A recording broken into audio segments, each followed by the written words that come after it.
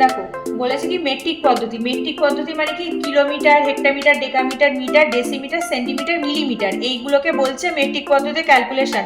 কিন্তু আমাকে কি দিয়েছে দেখো, 7 ডেকামিটার থেকে আমাকে বলেছে ডেসিমিটারে নিয়ে যেতে হবে, মানে 7 ডেকামিটার সমান কত ডেসিমিটার হবে এখানে বার করতে হবে।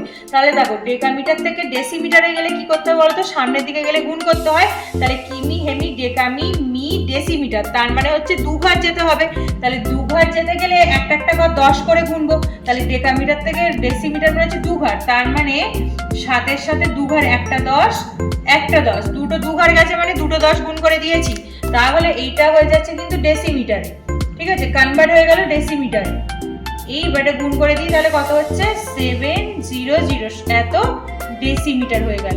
তাহলে মিটার, তাহলে 7 ডেকামিটার থেকে আমার কত ডেসিমিটারে কত হলো 700 ডেসিমিটার। তাহলে এখানটাতে হয়ে গেল 700 এত ডেসিমিটার। তাহলে 7 ডেকামিটার সমান 700 ডেসিমিটার, এটা হয়ে গেল আনসার।